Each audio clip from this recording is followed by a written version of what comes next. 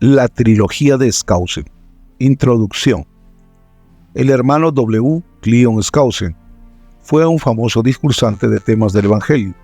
Su tema favorito, por cierto, fue la expiación de Jesucristo, tema que él comprendió gracias a su presidente de misión, el apóstol John A. Widtsoe, uno de los más reconocidos líderes de la Iglesia de Jesucristo. Presentamos una serie de 3 discursos dados en una conferencia misional, referidos al tema más importante del hermano Skousen, la expiación del Salvador. La trilogía de Skousen. Este discurso fue primeramente presentado por invitación del presidente Mike Clauser ante aproximadamente 180 misioneros en la misión de Atlanta, Georgia. Las horas de la mañana de la conferencia se pasaron cubriendo la estructura básica de esta presentación. Las horas de la tarde se pasaron respondiendo las preguntas. Discurso 1. Los bloques de construcción del universo. Una de las cosas gratificantes de ir a una misión es la oportunidad de poder realmente aprender del Evangelio. Y lo aprendemos en 2 niveles. El primer nivel es lo que Pablo le llama el nivel de la leche del aprendizaje del Evangelio, los que son los requisitos actuales del Evangelio para guiarnos a la presencia de nuestro Padre. Por ejemplo, fe, arrepentimiento, bautismo, el don del Espíritu Santo, obedecer los mandamientos y perdurar hasta el final. Claro que no minimizamos la importancia sagrada del nivel de la leche, porque dice en términos simples que deben hacer para alcanzar el reino celestial. El segundo nivel es lo que Pablo llamó el nivel de la carne, lo cual explica el porqué de cómo cada principio del Evangelio es esencial y cómo trabaja. Entonces, la leche es el qué del Evangelio, la carne es el por qué y el cómo. La diferencia entre la leche y la carne está muy clara en las Escrituras. Aquí está de cómo Pablo distinguió entre estos 2 niveles del estudio del Evangelio. Él dijo: os di de beber leche y no vianda, porque aún no erais capaces, ni sois capaces todavía. Primera de Corintios capítulo 3, versículo 2. ¿Por qué, debiendo ser ya maestros, después de tanto tiempo, tenéis la necesidad de que os vuelva a enseñar cuáles son los primeros rudimentos de las palabras de Dios, y habéis llegado a ser tales que tenéis necesidad de leche y no de alimento sólido? Y todo aquel que participase de la leche es inexperto en la palabra de justicia, porque es niño, pero el alimento sólido es para los que han alcanzado madurez, para los que por el uso tienen los sentidos ejercitados en el discernimiento del bien y del mal.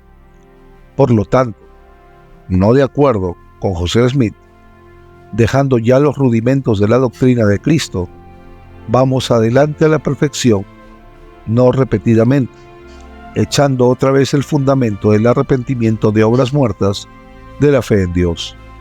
Hebreos capítulo 5, versículos del 12 al 14, y Hebreos capítulo 6, versículo 1. Isaías dice que la carne les pertenece a aquellos que entienden la doctrina y se han arrancado de los pechos, porque mandato sobre mandato, renglón tras renglón. Isaías capítulo 28, versículos del 9 al 10. Claro que el reto más grande de José Smith, como la cabeza profética de esta nueva dispensación, fue el hecho que no recibió nuevo conocimiento simplemente línea sobre línea y precepto sobre precepto, sino que capa sobre capa.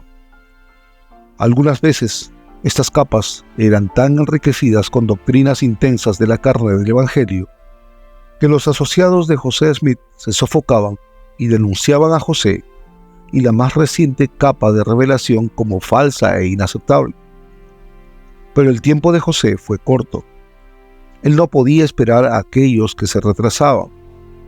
Consecuentemente, 10 miembros del quórum original de los 12 balbucearon: Los dos apóstoles que se quedaron valientemente con el profeta eran Brigham Young y Heber C. Kimball. Mientras en una misión nos concentramos en enseñar la leche, porque estas son las cosas simples y claras que son esenciales para regresarnos al reino celestial de nuestro Padre, nos dicen qué hacer. La llave del éxito en la leche es la obediencia y la buena voluntad para seguir los requerimientos esenciales del Evangelio.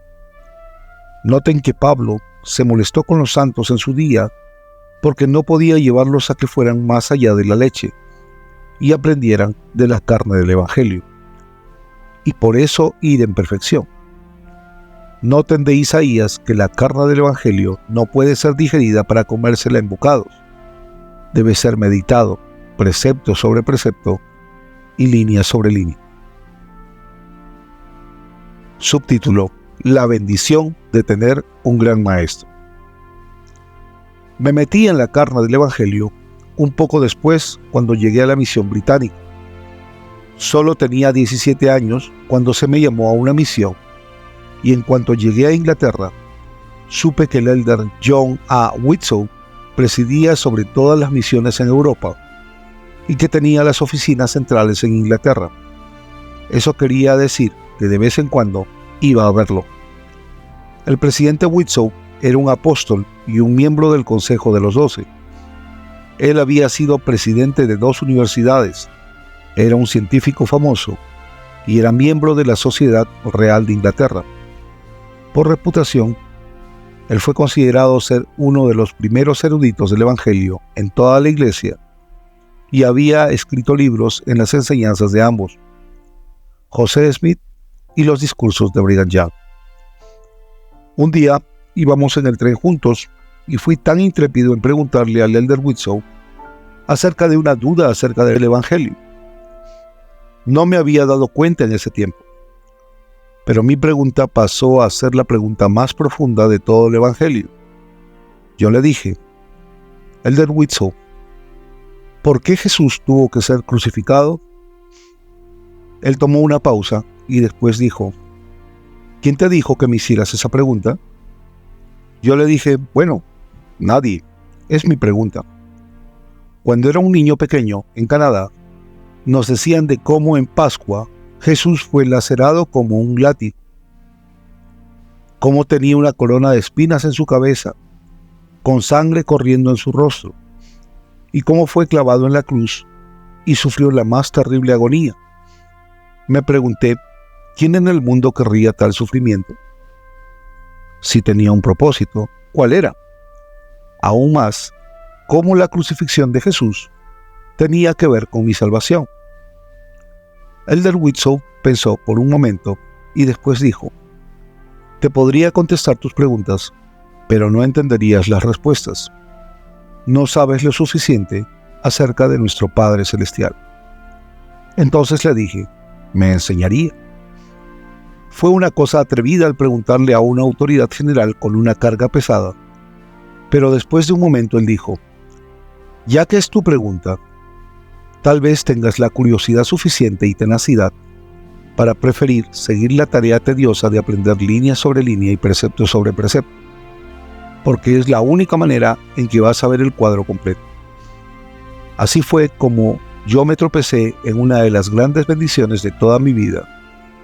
Vine a ser un estudiante de la carne del Evangelio bajo la guía del apóstol John A. Whitsoe. Parte 1. Todo en la existencia está hecho solo de 2 cosas. Un comienzo sorpresa. Elder Whitsoe empezó como a 100 millas de mi pregunta original concerniente a la crucifixión. Él me preguntó que si sabía yo que todo en existencia estaba hecho por solo 2 cosas. Bueno, apenas me había graduado de la preparatoria, el high school, y había aprendido en química acerca de elementos. Le dije que no eran solo 2. Los químicos habían identificado más de 100 elementos. Oh, él dijo, cada elemento está hecho de millones de estas 2 partículas de las cuales estoy hablando. Entonces le pregunté cuáles eran estas pequeñísimas partículas. Él dijo: cuando el profeta Lehi estaba en su lecho de muerte, él explicó a sus hijos que todo en existencia está hecho de estos bloques pequeños. Anda a ver si puedes encontrar cómo se llaman en el libro de Segunda de Nefi. Le pregunté por qué no me dijo el capítulo y el versículo. Él dijo: oh, no te quitaría la emoción de encontrarlos. Esta es una característica de todo mi entrenamiento bajo John Awitzel. Él describía el principio y me diría acerca de dónde encontrarlo, y luego lo dejaría en mis manos. Finalmente localicé la declaración de Lehi. Él dijo: porque hay un Dios, y Él ha creado todas las cosas, tanto en los cielos como la tierra, y todo cuanto en ellos hay, tanto las cosas que obran como las cosas que reciben la acción. Segunda de Nefi, capítulo 2, versículo 14. Elder Wilson después dijo: nuestro Padre Celestial le ha llamado a la cosa en cual actúa por un cierto nombre, y a la cosa por la que obra por otro nombre. Estos son dos bloques de construcción de los cuales el Señor ha hecho todo en todo el universo. Anda y ve a ver si puedes encontrarlos. Encontrarás estos nombres como a 3/4 del camino de Doctrina y Convenio. Realmente tuve que escudriñar esos versículos. Finalmente encontré los nombres de estos bloques que construyen en la sección 93, versículos del 29 al 33. El Señor dijo que la cosa cual actúa es llamada inteligencia, y la cosa cual obra es llamado elemento o materia prima. Él dijo que estos bloques que construyen siempre han existido, son eternos. Doctrina y Convenios 93, versículo 29 y versículo 33. No pueden ser creados y no pueden ser destruidos, pero pueden ser organizados, desorganizados y reorganizados. Ya que la inteligencia es el ingrediente que actúa, es de suponer que los elementos son inertes, o como algunos han dicho, son solo cosas. Sin embargo, Brigham Young dijo que esas pequeñas porciones de materia prima, o partículas inertes, o cosas, son capacitadas para recibir inteligencia. Journal of Discourse, capítulo 7, versículo 2. De hecho, Brigham Young, quien fue tutoriado, instruido por el profeta José Smith, pareció que tuvo un acercamiento de la naturaleza y su asociación con la materia prima. Él dijo: hay una materia eterna, de donde se obra y está llena con una porción de divinidad. La materia no existe, no puede ser aniquilada. La eternidad no tiene límites y está llena de materia, y no hay tal cosa como un pequeño vacío. Y la materia está capacitada para recibir inteligencia y para poseer más inteligencia. La materia puede ser organizada y continúa aumentando en inteligencia. Aprende esos principios que la materia organizada puede hacerse en animales, vegetales y en seres inteligentes para recibir inteligencia. Diario de Discursos de Brigham Young, volumen 7, páginas 2 y 3. ¿Hay inteligencia en todo? Estos principios fueron entendidos plenamente por José Smith y los hermanos en ese tiempo, como el apóstol John A. Whitsoe dijo. Era completamente comprendido por el profeta José Smith y sus asociados que la inteligencia es la fuerza vivificadora de toda la creación animada o inanimada. La piedra y el árbol, y la bestia y el hombre, tienen grados de inteligencia ascendentes. Está en el libro John A. Whitsoe, José Smith, Buscador de la Verdad, publicada en el Deseret News, páginas 150 y 151. Y Brigham Young dijo: hay vida o inteligencia en toda materia a través de la extensa y vasta de todas las eternidades. Está en la piedra, la arena, el agua, el aire, los gases y en corto en toda descripción y organización de la materia, ya sea sólida, líquida o gaseosa, partícula operando con cada partícula. Diario de Discursos, volumen 3, página 277. Como el Padre maneja sus vastas huestes de inteligencias, estas inteligencias, cada una se han sujetado ellas mismas a partículas de materia. Después de que ocurre esto, Abraham se refiere como inteligencias organizadas. Abraham 3:22. Dios puede hablar a estas inteligencias y después de haber sido completamente entrenadas, se pueden ajustar a la altamente compleja instrucción que reciben del Padre, el Hijo o miembros del sacerdocio autorizados para llevar a cabo ciertos actos bajo la guía del Padre o del Hijo.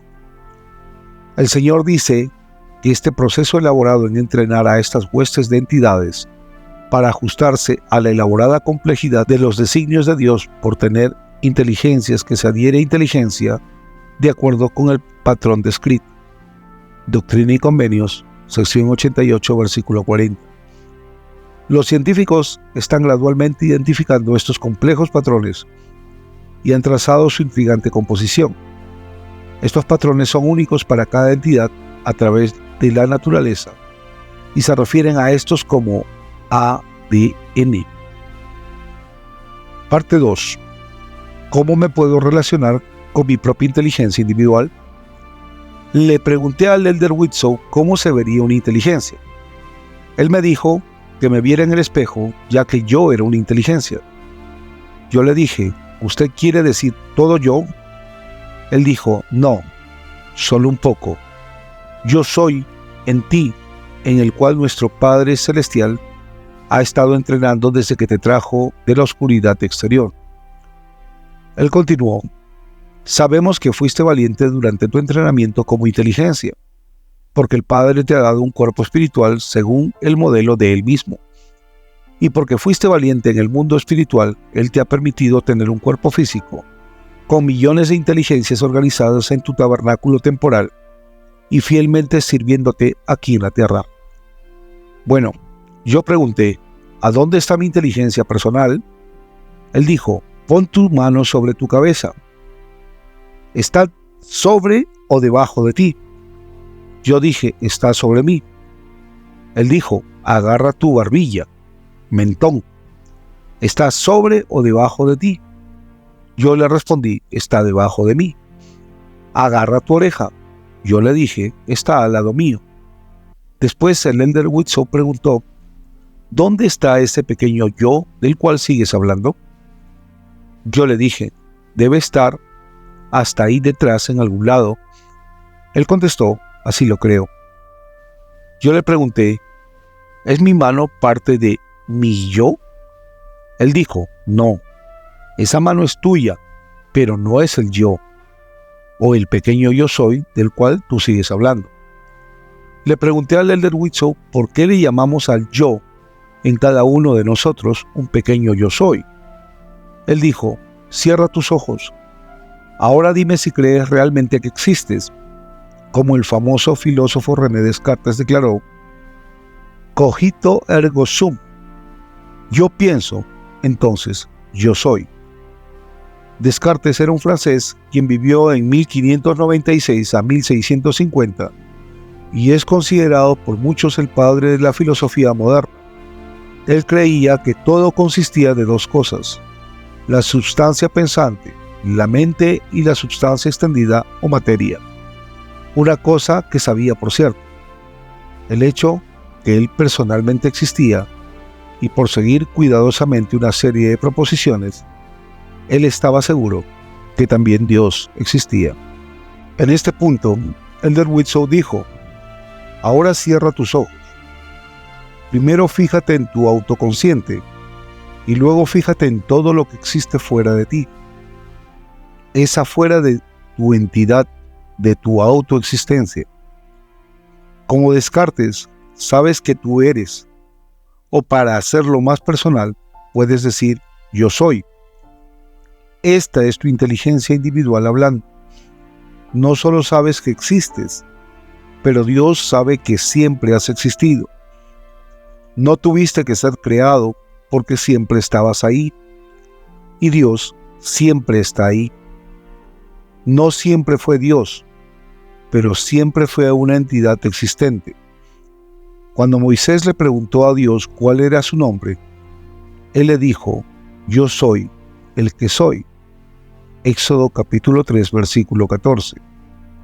En otras palabras, Él siempre ha sido un ser sí mismo existente, y sabemos que Él ascendió bajo la guía de su Padre hasta que se hizo Dios. Ahora, el Der Skousen, su pequeño yo soy, está en el mismo curso de progresión eterna. Si es fiel, usted puede convertirse como su Padre Celestial. Subtítulo: un examen adicional de dónde venimos.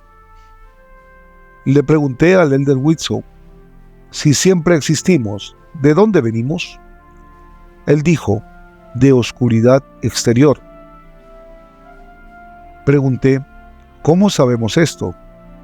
Él dijo: el Señor ha revelado lo que pasa a los hijos de perdición, y siguiendo su desintegración, podemos aprender de dónde nosotros venimos.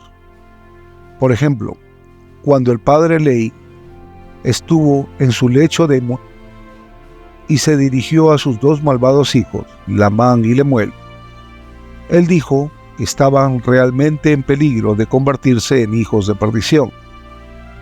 Vieron a un ángel y escucharon la voz de Dios reprimiéndoles por varias horas. Entonces Lehi les dijo que si continuaban tratando de quitarle la vida a Nefi y rehusaban a arrepentirse de sus nefastos pecados, se convertirían en hijos de perdición. Entonces él le dijo lo que eso significa. Él les dijo que serían quitados de sus cuerpos resucitados, ambos, en cuerpo y alma. Segunda de Nefi, capítulo 1, versículo 22. Brigham Young describe este proceso de privar a los hijos de perdición de ambos, del cuerpo y del alma, como lo menciona el padre Lehi. Él dice: ellos serán corrompidos, ambos, cuerpo y alma, y regresarán a su elemento nativo. En otras palabras, los elementos de sus cuerpos resucitados serán unidos con la tierra resucitada. Ellos serán desorganizados y ellos serán como si nunca hubieran sido, mientras que nosotros viviremos y conservaremos nuestra identidad y contenderemos en contra aquellos principios los cuales atienden a la muerte o la disolución.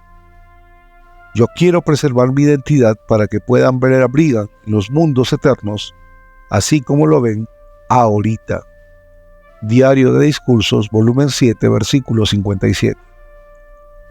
Él siguió explicando que Satanás y sus ángeles serían arrancados de sus espíritus. En ambos casos, esto deja la inteligencia individual sin alguna personificación, cualquiera que ésta sea. Cada uno de nosotros ha perdido su identidad anterior, sin nada que quede, solo la inteligencia individual desnuda. Sin duda, es lo que dijo el Señor cuando dijo: sí, y lleva a efecto la condición del arrepentimiento, de que aquel que se arrepienta no será talado y arrojado al fuego, pero el que no se arrepienta será talado y echado en el fuego, y viene otra vez una muerte espiritual, una segunda muerte, porque quedan nuevamente separados de las cosas que pertenecen a la justicia. Elamán 14:18. Y de nuevo, y de aquí a poco viene el fin, y son cortados y echados en el fuego de donde no se vuelve. Tercera de Nefi 27:11. Y en ese punto no puede dejar de preguntar: ¿qué le pasa a estas inteligencias desnudas, arrancadas y despersonificadas? Elder Whitsoe llamó a mi atención a Doctrina y Convenios, sección 88, versículo 32, donde dice que estas entidades afligidas van a regresar de nuevo a su propio lugar. La Escritura dice esto que digo: estos irán a las tinieblas de afuera, donde es el lloro y el llanto y el crujir de dientes. Doctrina y Convenios, sección 133, versículo 73. De todo esto aprendemos que las Escrituras nos enseñan claramente que todos originalmente vinimos de la oscuridad exterior y que los hijos de perdición regresan de nuevo de donde ellos fueron originados. Subtítulo: La batalla de Satanás para prevenir la desorganización de su cuerpo espiritual. Al final del milenio, la Escritura dice que Satanás va a librar una guerra feroz para prevenir la desorganización de su cuerpo espiritual, como lo describió Brigham Young. Su guerra va a ser para prevenir la desorganización de sus seguidores, incluyendo los hijos de perdición resucitados. La Escritura dice: y cuando los 1000 años se cumplan, Satanás será suelto de su prisión y saldrá a engañar a las naciones que están en los 4 ángulos de la tierra, a Gog y a Magog, a fin de reunirlos para la batalla, el número de los cuales es como las arenas del mar. Y subieron sobre la anchura de la tierra, y rodearon el campamento de los santos y la ciudad amada, y de Dios descendió fuego del cielo, y los consumió. Apocalipsis 20, del 7 al 9. Esta es la destrucción, la cual Satanás y sus huestes están determinados de prevenir, pero perderán la batalla. Entonces serán cortados. Satanás y la tercera parte de los hijos del Padre, quienes lo siguieron, perderán su cuerpo espiritual, como Caín, Judas Iscariote y todos los hijos de perdición, quienes estuvieron al lado de Nuestra Señora en la guerra del cielo y por lo que calificaron para tomar cuerpos mortales, los cuales perdieron sus cuerpos resucitados sin ninguna gloria o capacidad para seguir existiendo. Doctrina y Convenios 88-24. Por eso son cortados, sin nada más que la inteligencia desnuda y arrancada y despersonificada. Entonces, ¿qué les pasa a estas inteligencias desnudas, arrancadas y despersonificadas? Ya hemos mencionado a la Escritura, la cual describe su condenación.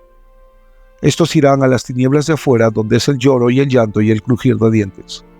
Doctrina y Convenios 133-73. Y en otro lugar dice: y el diablo que los engañaba fue lanzado en el lago de fuego y azufre, donde estaban la bestia y el falso profeta, y serán atormentados día y noche por los siglos de los siglos. Apocalipsis 20:10. Claro que no sería justo que Dios echara los cuerpos de los hijos de la perdición a la oscuridad externa, solo porque el maestro de inteligencia a cargo de cada espíritu o hijos resucitados de perdición hayan cometido un pecado imperdonable. Esas pequeñas inteligencias en esos cuerpos habían sido obedientes a Dios. Entonces el material en los espíritus y los cuerpos resucitados de las huestes de Satanás van a ser consignados nuevamente en la tierra, y de ahora en adelante serán glorificados cuando la tierra sea celestializada. La gran tragedia de todo esto es que todos aquellos sirvientes de Satanás nunca podrán regresar. Doctrina y Convenios 29-29. No podrán ser barridos en una ronda de creación futura o reciclada. Habiendo traicionado a Dios después de haber sido dotados con tremendas bendiciones espirituales, ellos han perdido su lugar en el programa del progreso eterno de Dios. Cientos de millones de otras inteligencias están esperando su turno, porque los hijos de perdición han traicionado a Dios, han perdido sus bendiciones eternas. Subtítulo: ¿pueden Dios o sus servidores recaudar los bloques de construcción? Finalmente yo le dije a Elder Whitsoe: ya que todo está hecho por 2 simples bloques de construcción, consistiendo de inteligencia y pedacitos de materia prima, ¿hay algunas instancias donde Dios ha transpuesto una cosa en algo totalmente diferente? Sí, contestó Elder Whitsoe. Dios ha hecho esto con sus profetas para que ellos comprendieran la extensión del poder supremo del Padre. Por ejemplo, tenemos la historia de Moisés que está expuesta en Éxodo capítulos 3 y 4. Aquí está lo que pasó. Cuando Moisés tenía 80 años, el Señor lo comisionó a que fuera a Egipto y sacara a los hijos de Israel. Moisés había dejado Egipto a la edad de 40 años, bajo la amenaza por haber finiquitado al capataz de los esclavos. Y por ello, Moisés temía regresar a Egipto. El Señor le aseguró a Moisés que él iría con él, pero aún Moisés tenía temor. Así es que el Señor determinó a mostrarle a su nuevo profeta que el tener el poder de Dios con él era una ventaja fantástica. Para ilustrar su poder, Dios mandó a Moisés a sacar su vara, la misma que usaba para pastorear, y puso la vara en la tierra. Cuando lo hizo, las fibras de la vara se convirtieron en una culebra. Esto asustó mucho a Moisés, el cual empezó a huir. Pero el Señor le dijo que levantara a la culebra por la cola y lo hizo. La piel celular de la culebra se convirtió en las fibras de madera suave de su vara. Después, Dios le dijo que pusiera su mano en su seno. Moisés estaba a punto de aprender algo extraordinario acerca de la mano humana. Para empezar, está hecha de tierra, solo tierra ordinaria. Cuando el espíritu deja la mano, se convierte en tierra. Pero la tierra está saturada de inteligencias. Entonces el Señor le dijo a esas pequeñas entidades: no se conviertan en tierra, sino simulen la lepra. Lo hicieron. Y cuando el Señor le dijo a Moisés que sacara su mano del seno, estaba horrorizado de verla, que oscurría como lepra incurable. Él estuvo pensando, ¿qué es lo que Dios estaba haciendo con él? El Señor le dijo a Moisés que volviera a poner su mano en el seno, en el cual lo hizo con gusto. Entonces el Señor le ordenó a las células leprosas que se convirtieran en tejido sano, como estaban antes. Y cuando vio a Moisés un rosado hermoso en su carne, se sintió aliviado y agradecido aún más por la experiencia. El Señor promete a Moisés otros milagros si era necesario, como el convertir el agua en sangre. Éxodo 4:9.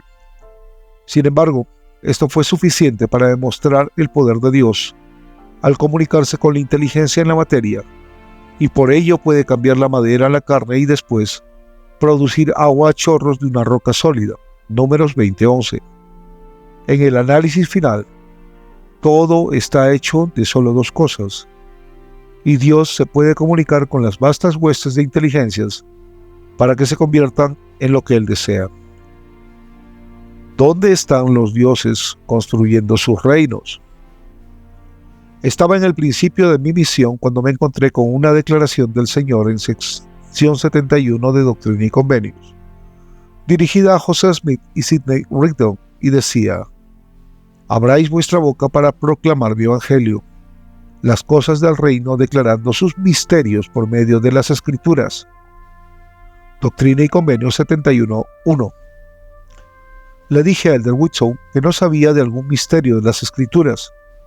Parecían ser muy claras para mí. ¿Qué es esto? Lo que un misionero de 17 años estaba hablando. El Elder Whitson sabía que este misionero joven necesitaba una lección en humildad.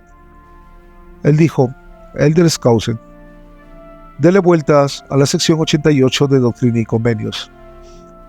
Hay muchos misterios en esa sección de las Escrituras y quiero que me los explique. Él dijo: por ejemplo, quiero que lea el versículo 37, describiendo el espacio de Dios. Oh, le dije, espacio es fácil de definir. Es todo de aquí hasta afuera. Incorrecto, dijo Elder Whitson. Lea el versículo 37. Así que lo leí. Y hay muchos reinos, pues no hay espacio en el cual no haya reino, ni hay reino en el cual no hay espacio, bien sea un reino mayor o menor. Un análisis cuidadoso de este versículo nos dice dos cosas.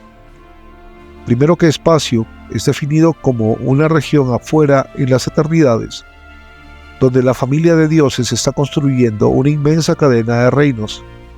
Y segundo, no constituyen ningún reino fuera del espacio o una región sagrada bajo su control exclusivo. Esto está más o menos escondido en el significado de la frase «ni hay reino en el cual no hay espacio». Elder Whitson dijo que este era uno de los misterios en las Escrituras. Le pregunté al Elder Whitson por qué Dios llamaría a este pasaje un misterio de las Escrituras. Elder Whitson dijo, bueno, ese pasaje contiene una revelación definiendo espacio, y aunque lo hayas leído muchas veces, nunca lo has comprendido. Hasta hoy era un misterio para ti. Y ahí empecé a darme una idea. ¿Qué hay fuera del espacio? Esto me llevó a preguntarle a Elder Whitson, ya que el espacio es un taller sagrado de los dioses, ¿qué hay afuera o más allá del espacio? Elder Whitson dijo que los dioses le llamaban a la región más allá del espacio obscuridad exterior. Entonces le pregunté qué es lo que existe en la oscuridad exterior. Él dijo, inmensas cantidades ilimitadas de inteligencias inorganizadas y pedazos de materia prima inorganizada. Estos dos bloques de construcción de los que hemos estado hablando. Es de estos inmensos recursos de la oscuridad exterior de donde los dioses juntan los elementos vitales o bloques de construcción para establecer una nueva ronda de creación. Finalmente le pregunté, ¿quién está a cargo de la oscuridad exterior? Él dijo, nadie.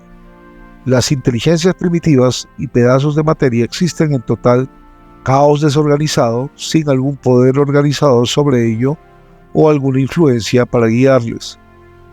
Algunos de los hermanos sugirieron que el Espíritu Santo podría estar rondando sobre esta oscuridad eterna. Esta es la respuesta de Brigham Young. Brigham Young dijo, después de que Orson Hyde estuviera dando sus impresiones acerca de la teoría muy cuidadosamente y menudamente, él le preguntó al hermano José qué es lo que pensaba. Él, José, respondió que le pareció muy bello y que no había más que una objeción seria al respecto. El hermano Hyde preguntó, ¿cuál es? José respondió, no es verdad. Diario de los Discursos, capítulo 4, versículo 266. Esto es lo que llevó al Señor a recordarle al profeta Isaías que antes de mí no fue formado Dios, ni lo será después de mí. Isaías 43:10. En otras palabras, es una gran bendición haber sido juntado de la oscuridad exterior por nuestro Padre Celestial, y que se nos permitiera participar en una ronda de la creación. Dios quería que Isaías supiera que si traicionaba a Dios y se convirtiera en un hijo de perdición, nunca habría la oportunidad para otro Dios de recogerlo y darle otra oportunidad. Para demostrarles la ilustración de estas escrituras concernientes al espacio y los reinos organizados por la familia de dioses, los hemos tratado de describir esquemáticamente con referencias de las escrituras. Esta ilustración está localizada en la última página de un folleto misional, página 45. Discurso número 2. El camino a la divinidad. El Padre reveló muchas cosas a José Smith acerca de él mismo, que el profeta estaba reacio a compartir demasiado a la iglesia, hasta 3 meses antes de su martirio. Era la conferencia de abril en la iglesia en 1844, que dio un sermón en el funeral en honor de King Follett, quien había partido. José se sintió inspirado para usar el ambiente espiritual de esta ocasión para decirle a los santos unas cosas maravillosas acerca de nuestro Padre Celestial. Él dijo, Dios mismo estaba donde nosotros estamos ahora. Él es un hombre exaltado y se sienta en el trono de aquellos cielos. Enseñanzas de José Smith, página 345. Esta declaración tiene estupendas implicaciones. Significa que el Padre atravesó por el mismo patrón de progreso eterno en el cual nosotros estamos experimentando. Esto significa que nuestro Padre Celestial, o Elohim, tiene su propio Padre Celestial, quien lo recogió de la obscuridad externa y le dio la oportunidad de participar en una ronda de creación. Esto envió a nuestro Padre Celestial en el camino a un progreso eterno en el cual eventualmente le permitiera ser un ser exaltado. José Smith dijo: los primeros principios o inteligencias individuales del hombre son autoexistentes con Dios. Dios mismo, encontrándose en medio de las inteligencias y gloria, porque Él era más inteligente, podría tener el privilegio para avanzar en conocimiento. Él tiene el poder de instituir leyes para instituir a las inteligencias débiles, para que sean exaltadas con Él, para que puedan tener una gloria sobre otra. Y todo ese conocimiento, poder, gloria e inteligencia en el cual es un requisito para poder salvarlos en el mundo de los espíritus. El que escribía, secretario archivista, originalmente puso espíritus en ese lugar, pero B. H. Roberts notó que deberían haber sido la palabra inteligencias. Esto se registra en la página 354 de las enseñanzas de José Smith. Esto inspiró a la declaración que contiene los siguientes elementos esenciales. 1. Elohim, nuestro Padre, estuvo en la oscuridad exterior con nosotros. 2. Fue recogido por un Padre Celestial y progresó durante una ronda de creación en el dominio de su Padre. 3. Después de haberse perfeccionado por obtener ambos un cuerpo espiritual y un cuerpo temporal, fue resucitado y obtuvo el más alto grado en el reino celestial del dominio de su Padre. 4. En el plan del progreso eterno, cualquier hijo de Dios quien alcance esta etapa es elegible para que se le den los poderes de la divinidad, como Brigham Young explicó. En la resurrección, los hombres, los cuales han sido fieles y diligentes en todas las cosas en la carne, y los que han mantenido su primer y segundo estado, son dignos de ser coronados dioses. Aún los hijos de Dios van a ser ordenados para organizar la materia. Diario de Discursos, volumen 15, página 137. 5. Una vez que a Elohim se le dio este poder para organizar la materia, regresó a la orilla del espacio para juntar de la oscuridad externa a aquellos de nosotros quienes comprendieran nuestra ronda presente de la creación. Al igual, él sacó una cantidad suficiente de materia prima en las cuales nuestras inteligencias podrían ser organizadas. Entonces, esto me dice cómo llegamos en donde estamos. Nuestro Padre Celestial regresó por nosotros para que pudiéramos participar de una ronda de creación y progresar tal como Él lo ha hecho. Desde que aprendí esta información emocionante, le he dado gracias sinceramente a nuestro Padre Celestial repetidamente por incluirme en la ronda presente de la creación, y le he agradecido por incluir a mi esposa y a mis hijos y las huestes de gente maravillosas que he conocido como mis amigos. Qué bendición para todos nosotros en esta gran aventura del progreso eterno. Subtítulo: ¿qué significa alcanzar la divinidad? Eventualmente todos los poseedores del sacerdocio que alcancen la exaltación y sean organizados para organizar materia harán exactamente lo que nuestro Padre ha hecho antes que nosotros. Iremos a la orilla del espacio como el Padre lo ha hecho y recogeremos de la oscuridad exterior una hueste de inteligencias, junto con una cantidad apropiada de materia prima, para que nosotros podamos empezar nuestra propia ronda de creación. Subtítulo: así es que aprenderemos por nosotros mismos cómo se siente ser un Dios. Nuestra primera tarea será seleccionar estos billones de inteligencias y organizarlas, y con pedazos de materia prima, y luego les enseñaremos a que nos amen y nos obedezcan, cuando las estemos uniendo una con otra en una forma vasta de combinaciones ordenadas.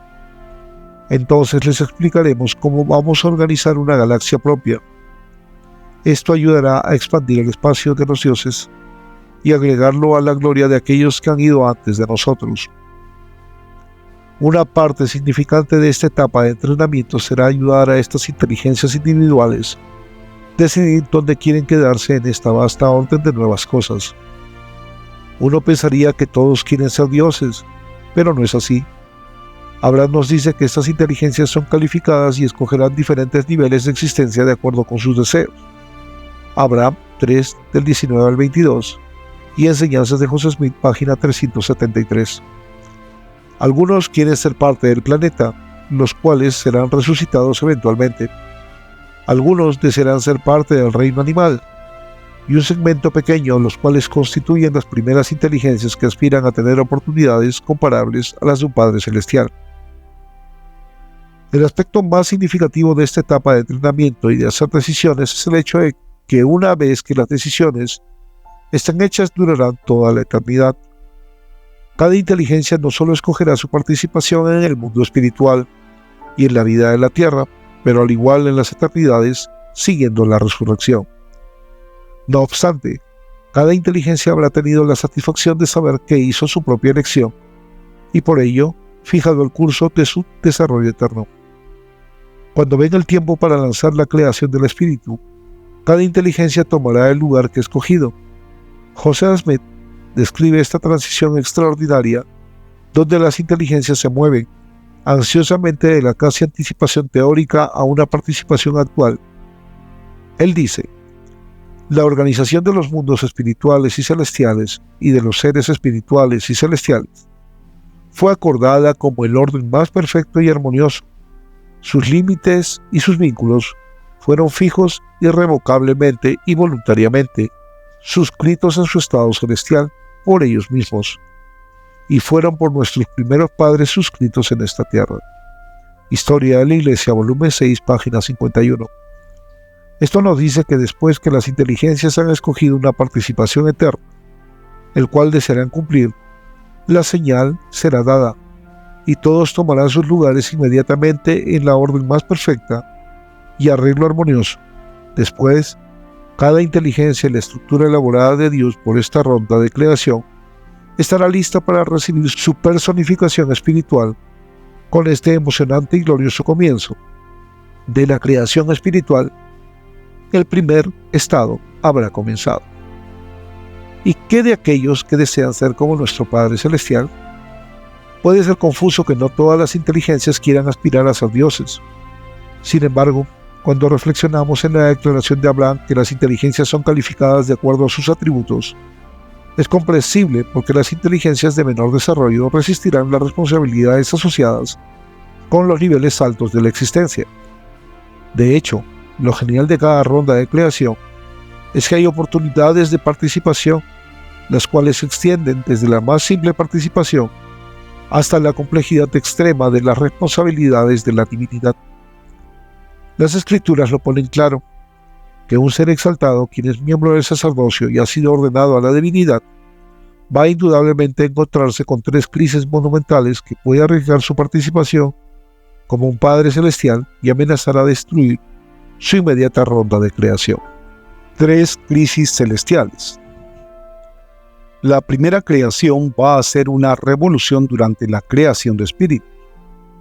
Esto ocurre cuando un líder demasiado ambicioso decide retar al Padre y ponerse él mismo en un control completo de la ronda de creación. ¿Cómo puede pasar esto? Está en la naturaleza de estos seres inteligentes que han llegado a un nivel en el cual ellos se consideran a ser iguales o superiores a su Padre Celestial, y de repente quieren aspirar a reemplazar o tomar el lugar de aquel ser quien les ayudó a ganar ese alto estatuto de su logro. Obviamente, esta aspiración apasionada de un espíritu arrogante constituye un reto a un Padre Celestial que tiene que tratar con esta explosión de ansiedad y temor que se derribe y completamente se destroce esa ronda de creación en particular. Por ello, esta es una crisis mayor, aún entre los seres celestiales. El Padre debe de difundir esta ambiciosa usurpación y, si es necesario, suprimir una sublevación de un conflicto airado en el cielo. Restaurando la paz será la primera crisis amenazadora enfrentando a un Padre Celestial. La segunda crisis va a ocurrir en el segundo estado, cuando el Redentor escogido del Padre falle en terror, cuando se acerque a las agonías conectadas con el sacrificio de redención. Sin embargo, ya que el Padre sabe el final del comienzo, se da cuenta que eventualmente el escogido va a sobrellevar su terror y cumplirá su gran llamamiento. Sin embargo, hay un momento de crisis suprema que cuelga peligrosamente en la balanza de esta ronda de creación.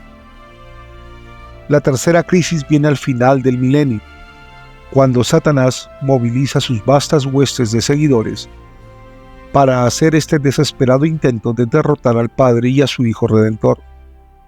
La intensidad de una guerra final es magnificada por la realización de Satanás, que si pierde la guerra, él y sus seguidores van a ser despersonificados y echados a la oscuridad exterior como inteligencias quitadas de su desnudez. Para prevenir este horrible juicio de perder sus meras identidades, harán en esta guerra el más violento levantamiento en toda la historia humana. Por supuesto, un ser supremo, al estar encargado de una ronda de creación, sabrá el final desde el comienzo. Él sabrá cada una de estas crisis y sabrá que serán resueltas con éxito. Pero este conocimiento no hará la solución menos violenta o intensa para sobrellevarla hasta que se termine. Por supuesto, todos nosotros sabemos hasta este tiempo presente que nuestro Padre Celestial ya ha pasado estas dos primeras crisis en esta ronda de creación. Es parte de nuestra educación en esta vida el saber qué pasó. Todo empezó cuando Elohim, nuestro Padre Celestial, seleccionó a la inteligencia más avanzada en nuestra familia, de sus hijos, para ser entrenado para la participación de un gerente general sobre su ronda de creación.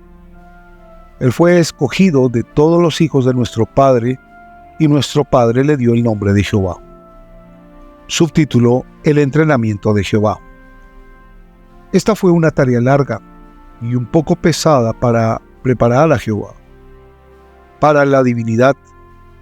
Asombrosamente, Jehová tenía que obtener el estado de la divinidad aún en el mundo espiritual antes de que él fuera el gerente general del Padre en esta ronda de creación. Juan el Bautista declaró lo siguiente concerniente al entrenamiento inicial del Salvador. Esto fue revelado después a José Smith. Y yo, Juan, vi que no recibió de la plenitud al principio, pero recibía gracia sobre gracia, y por eso fue llamado el Hijo de Dios, porque recibió de la plenitud en el principio. Doctrina y Convenios 93, del 12 al 14.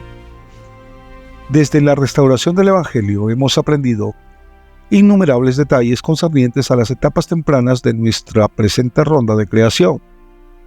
Estas tuvieron lugar en la residencia celestial de nuestro Padre Celestial, localizada cerca de un enorme planeta llamado Colo, el cual está cerca al centro de nuestra galaxia. Abraham 3, 2 al 3. Creemos que en este periodo de apertura, donde la vasta cantidad de inteligencias eran reunidas de la oscuridad exterior y entrenadas como la primera etapa de nuestra existencia como parte del reino de nuestro Padre. Subtítulo: La creación del Espíritu. Ahora, el Padre ha poblado su planeta celestial con una vasta cantidad de hijos. Pablo dice que estos hijos eran linaje del Padre, Hechos 17:29. Pero Jehová se le ha dado el crédito de ensamblar la altamente refinada materia espiritual, de la cual sus cuerpos espirituales fueron hechos. De esta manera leemos: así que en el principio era el Verbo, porque Él era el Verbo, sí, el mensajero de salvación. Los mundos por Él fueron hechos, los hombres fueron hechos por Él. Doctrina y Convenios 93, del 8 al 10. La Escritura explica que Jehová era el gerente general de toda la creación de espíritus, planetas, gente, plantas y animales. Moisés 2:32-33. Su íntima relación con las huestes de inteligencias a través de esta ronda de creación, hicieron que Él fuera amado tal como al Padre. Como veremos después, esto es absolutamente esencial para calificarlo en la participación como el Redentor. Subtítulo: El primer concilio en el cielo. Finalmente el Padre estaba listo para transferir a sus huestes fuertes de hijos espirituales a su propio planeta, en el cual ellos pudieran ser entrenados y preparados para su segundo estado. Este sería un tremendo compromiso. Entonces el Padre tuvo una junta de un concilio masivo con todos sus hijos participando. La Escritura dice: y el Señor me había mostrado a mí, Abraham, las inteligencias que fueron organizados con espíritus antes que existiera el mundo, y está entre ellos uno que era semejante a Dios. Noten que este líder no fue Dios, pero alguien semejante a Dios, que indudablemente sería Jehová o Jesucristo. Esta persona sabía lo que el Padre quería que se hiciera, y entonces él dijo: descenderemos, pues hay espacio allá, y tomaremos una tierra sobre la cual éstos puedan morar, y con esto los probaremos para ver si harán todas las cosas que el Señor su Dios les mandare. Abraham 3, 24-25. La estructuración de este nuevo planeta fue un compromiso colosal. Como Brigham Young enseñó, estaba construido en la vecindad de la residencia celestial del Padre, la cual estaba cerca del planeta Kolob. Diario de Discursos, volumen 17, página 143. La preparación de la Tierra tomó millones de años. Tenía que proveer los recursos para 10 de miles de generaciones y para ambos animales y seres humanos. En contemplación de esta fuerte tarea, el Señor dijo: ¿a quién enviaré? Y respondió uno semejante al Hijo del Hombre: heme aquí, envíame. Y otro contestó y dijo: heme aquí, envíame a mí. Y el Señor dijo: enviaré al primero. Y el segundo se enojó y no guardó su primer estado, y muchos lo siguieron ese día. Abraham 3, 27-28. Subtítulo: El trabajo del primer estado. Mientras había trabajos divinos que tenían que ser hechos por Jehová, y el concilio de los nobles y grandes, tales como Abraham, Isaac, Jacob, Moisés, José Smith y otros, quienes serían los líderes en varias dispensaciones, decenas de billones de los hijos de nuestro Padre también tenían que ser escogidos y designados a varias naciones e imperios que ocuparían la tierra durante 7,000 años de su existencia temporal. El trabajo fue aún complicado por el hecho que los imperios y la distribución de población deberían ser calculados en términos de disponibilidad de los líderes del Señor, llamados Israel o soldados de Dios. Moisés describe esta tarea desafiante. Él dice: pregunta a tu padre y él te declarará, a tus ancianos y ellos te dirán. Cuando el Altísimo hizo heredar a las naciones, cuando hizo dividir a los hijos de Adán, él puso los límites de la gente de acuerdo con el número de los hijos de Israel. Deuteronomio 32, 7 y 8. Otra trabajosa tarea durante la vida preterrenal era ordenar a todos aquellos quienes eran designados al liderazgo del sacerdocio durante su segundo estado. El sacerdocio es simplemente llamados a servir, y muchos de aquellos que eran elegibles para el sacerdocio rechazaron este llamado a servir. Alma describe este fenómeno, y esta manera conforme a la cual fueron ordenados, habiendo sido llamados y preparados desde la fundación del mundo de acuerdo con la presencia de Dios por causa de su gran fe y buenas obras, mientras que otros rechazaban el Espíritu de Dios a causa de la dureza de sus corazones y la ceguedad de su entendimiento, cuando, de no haber sido por esto, habrían tenido tan grande privilegio como sus hermanos. Alma 3, 3 y 4. Subtítulo: La guerra en el cielo. Después de las preparaciones del segundo estado, que estaban en orden, el Padre llamó a otro concilio masivo de todos sus hijos. El propósito era escoger a un redentor o mediador sin el cual toda esta ronda de creación sería perdida.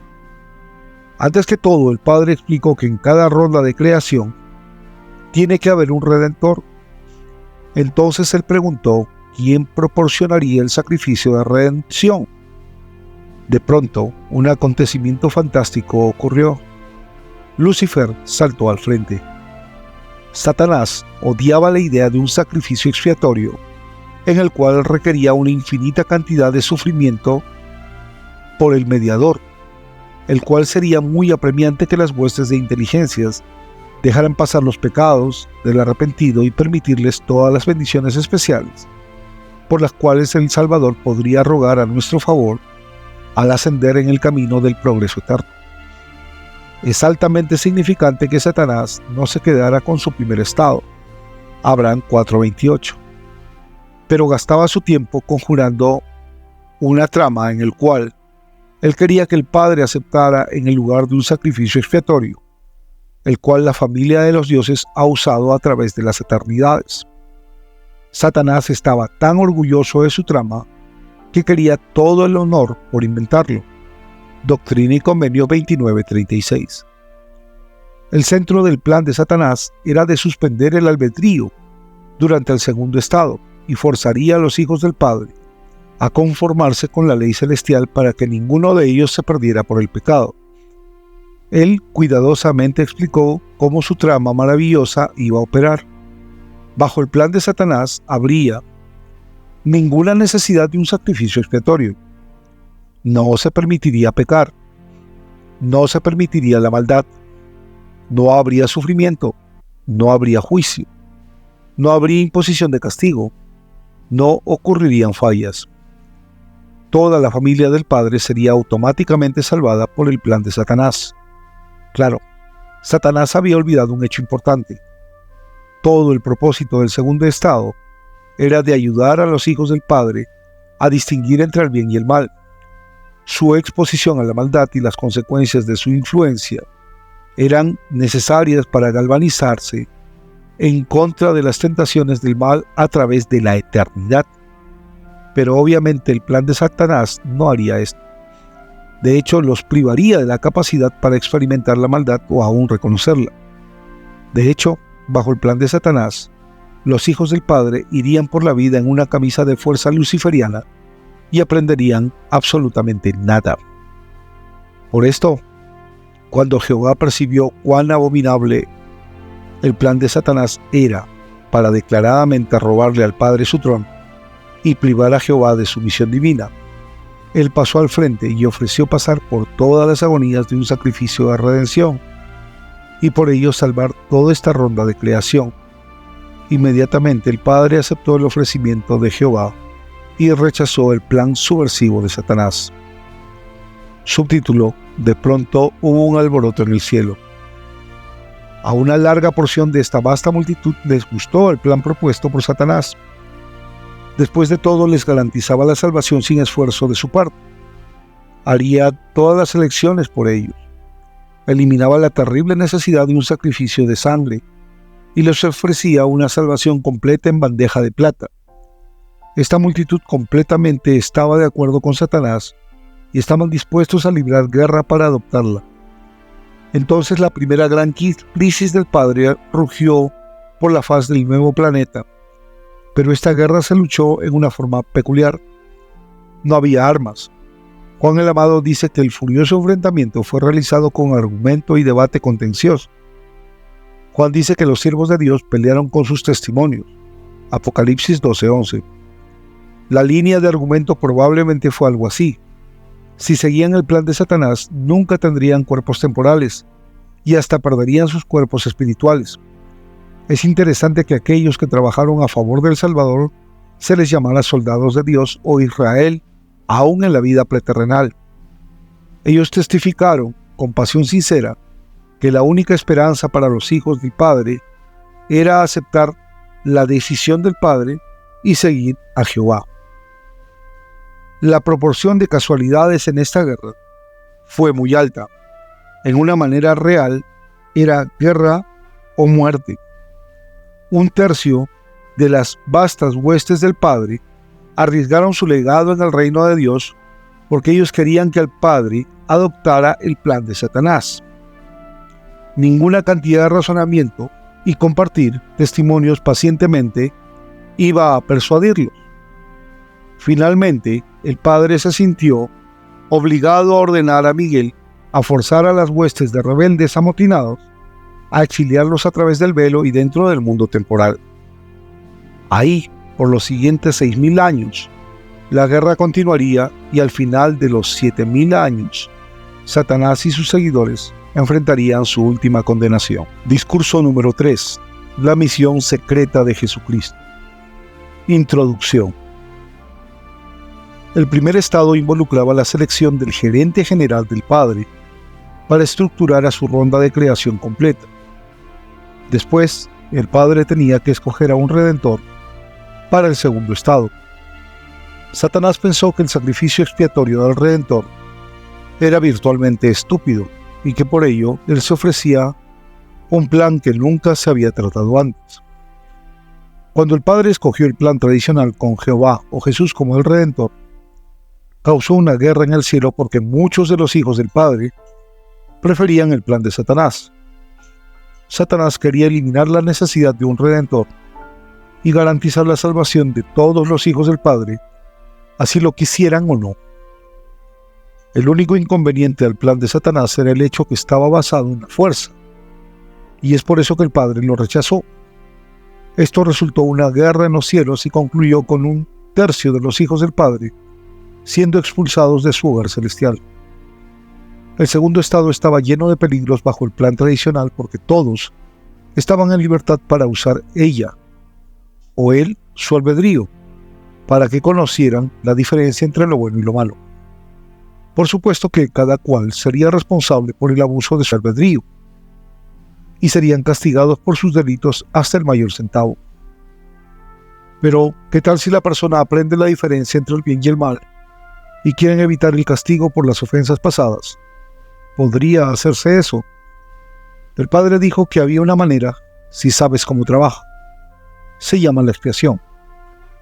Le rogué urgentemente al elder John A. Whitsoe, con el cual yo me había relacionado, para que me explicara la expiación, para que yo la pudiera comprender. Él empezó enseñándome cuidadosamente todo lo que habíamos cubierto en el discurso 1. Después, estuve extremadamente ansioso a que él llegara al tema de la expiación. Pero como siempre, empezó la plática como a cientos de millas del tema. De hecho, él empezó con varias preguntas. La primera fue: ¿de dónde crees que nuestro Padre obtuvo su poder? Le sugerí que probablemente lo obtuvo del Padre. Elder Whitsoe dijo: no, eso está incorrecto. Todo lo que obtuvo del Padre solo fue la autoridad o las llaves para crear una nueva ronda de creación. Su Padre no le dio el poder para hacerlo. Él me hizo una segunda pregunta: ¿qué es lo que hace a un gran obispo? Yo le dije que pensaba que era su ordenamiento. No, dijo él. Un obispo meramente obtiene su autoridad para su ordenación, pero su poder para ser un gran obispo viene del mismo lugar de donde Dios obtiene el de él. En total frustración le pregunté: bueno, entonces, ¿de dónde obtiene su poder? Él dijo: 2 pasajes en las Escrituras te darán la llave. Ambas son de Doctrina y Convenios. En la sección 29, versículo 36, y el Señor dice: mi honra es mi poder. Entonces, en la sección 63, el versículo 59 dice: he aquí, yo de arriba soy, y mi poder yace abajo. Elder Whitsoe entonces me preguntó: ¿qué existe abajo de Dios que lo honra y le da poder?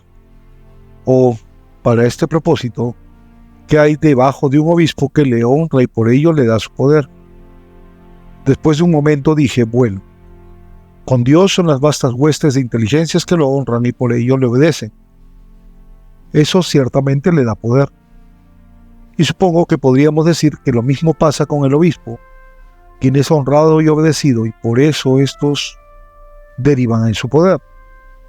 Exactamente, dijo Elder Whitsoe. Este es un principio del sacerdocio de Dios.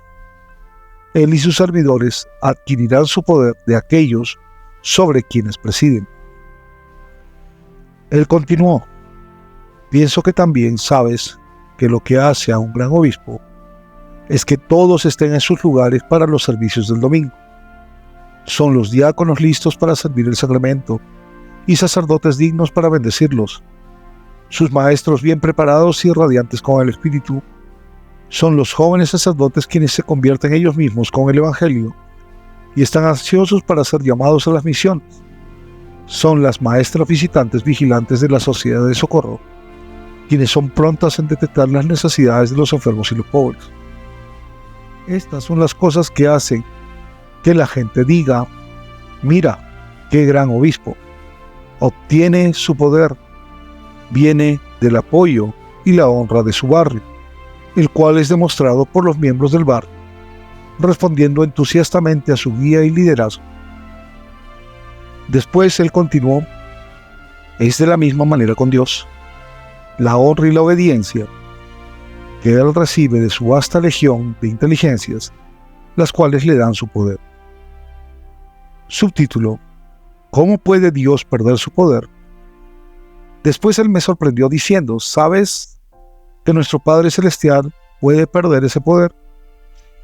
Por supuesto que eso era una nueva doctrina para mí. Entonces dije: ¿cómo puede ser eso posible? Dios es todopoderoso. Por lo menos eso es lo que se me enseñó.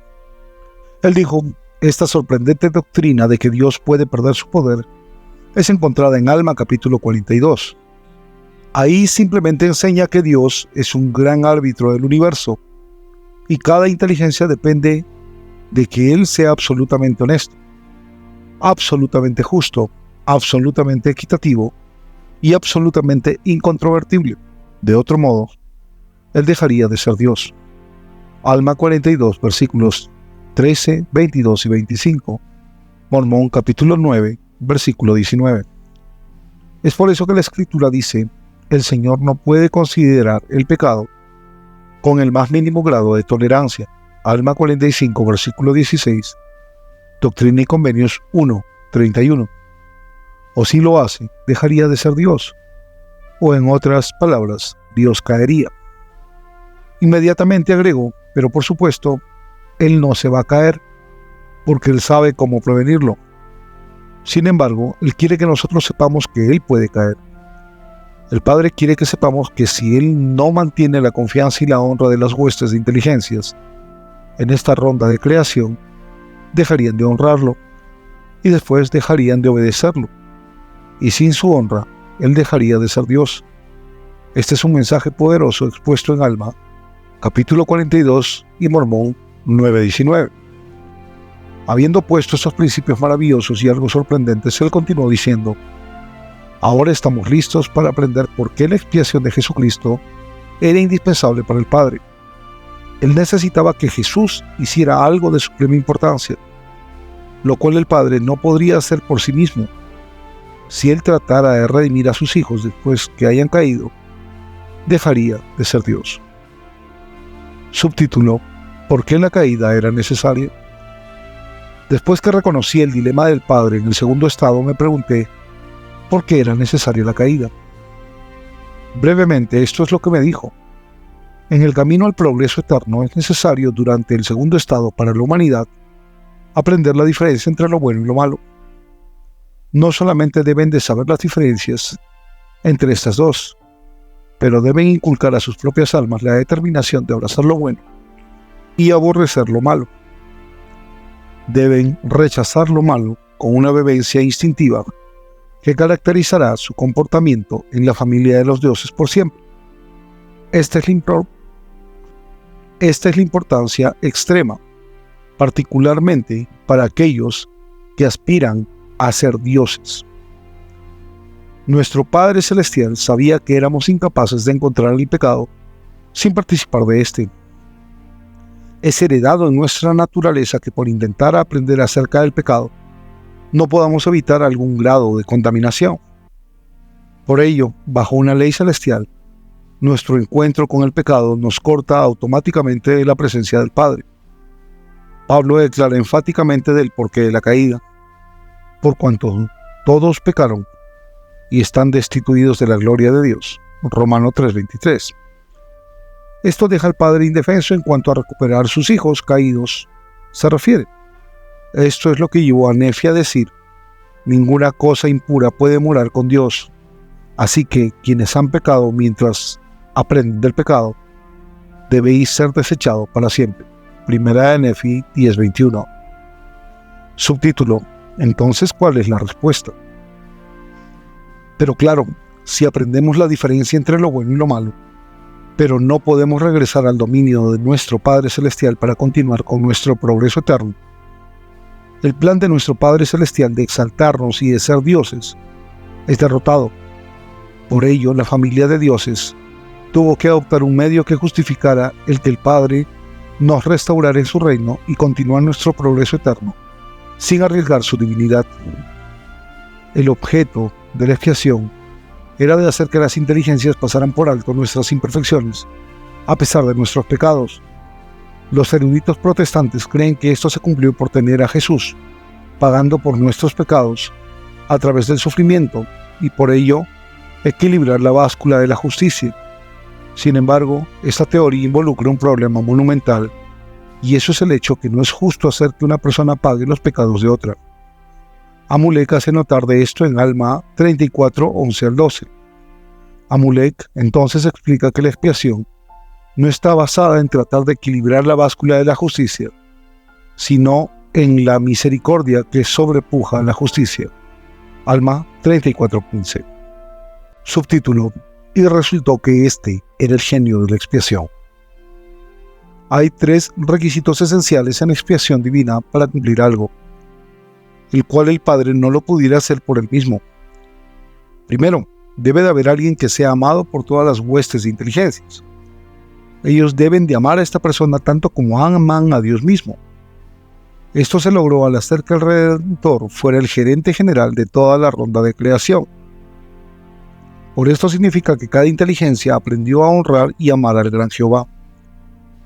Segundo, esta persona bien amada debe pasar por la crisis horrenda de gloria infinita y sufrimiento, el cual es muy intenso y que levanta una protesta de compasión en cada inteligencia que pertenece a esta ronda de creación. Tercera, esta persona bien amada debe de requerir arrepentimiento y una completa entrega a los requisitos del Evangelio para que Jesús pueda interceder y pedir por la salvación de su sufrimiento, que el converso pueda regresar al Padre y continuar en el camino del progreso eterno. Por ello, para resumir, con cada ronda de creación debe de haber un sacrificio infinito que levante tal inundación de misericordia en las conciencias de cada inteligencia que consienta permitir que el Padre no traiga de regreso a su presencia para que continuemos nuestro entrenamiento a la exaltación. Ahora llegamos al punto culminante de nuestra práctica. Subtítulo: ¿quién debe poner a nuestro Salvador en un sacrificio expiatorio?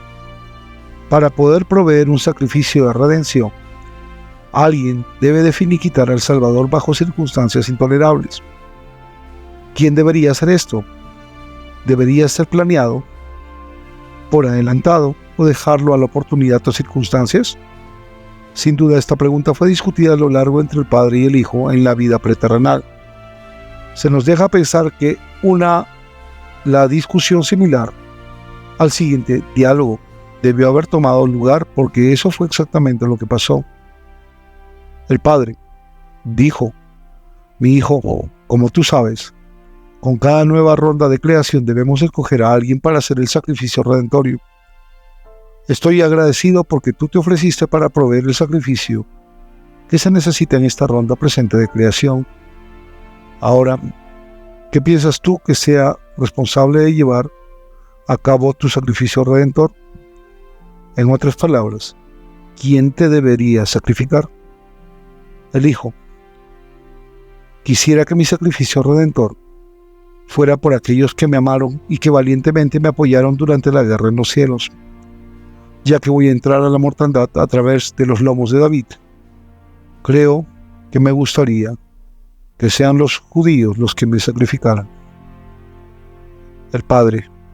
pero ellos nunca te crucificarían si supieran quién eres.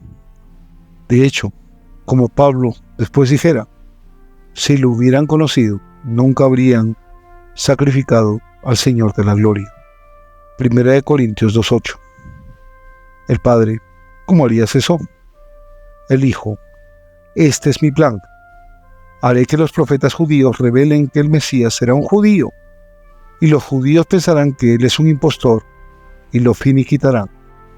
Sus líderes dirían que ellos nunca finiquitarían a su Mesías. Sin duda, denunciarán la profecía como un mito y lo considerarán un insulto a la gente judía. No solo prohibirán a cualquiera que predique su doctrina, sino que condenarán a muerte a cualquiera que se atreva a predicarla. Estoy seguro que también quitarán de las Escrituras los escritos de cualquier profeta que ha enseñado que el Mesías sería finiquitado por su propia gente. Como resultado de esto, no tendrán manera de saber quién soy cuando llegue a ellos como el Redentor. Solo sabrán de mi segunda venida cuando venga con poder y como el gran Rey Mesías. Como resultado, cuando venga a la tierra por primera vez, esperarán verme con poder y poner un reino judío en todo el mundo. Cuando esto falle en materializarse, ellos pensarán que soy un impostor y permitirán que me finiquiten. El Padre, ¿qué va a pasar después con aquellos que consintieron tu muerte porque pensaron que tú eras un impostor? El Hijo, ya que ellos meramente consintieron a mi muerte, pensando que era un impostor, serán culpables de pecado. Por esto pueden ser perdonados por medio de mi sacrificio expiatorio, los cuales ellos mismos me ayudarán a que se cumplan. Después de mi resurrección les explicaré que esto estaba arreglado en el cielo antes de que el mundo empezara. Les diré que quería tener a los judíos, mi propia gente, asistir en sacar adelante mi sacrificio. Una vez que se ha explicado a ellos cómo inocentemente me ayudaron a mi prueba redentora, se pueden arrepentir de sus pecados, incluyendo el consentimiento de mi muerte. Después los puedo invitar a que se bauticen para la remisión de sus pecados y darles la bendición en mi reino. El Padre, pero ¿qué hay de aquellos quienes no acepten tu invitación a entrar a tu reino y que sigan creyendo que finiquitaron a un impostor? El Hijo será como cualquier otra persona que conscientemente peca en contra de la verdad y rechaza el mensaje del Evangelio.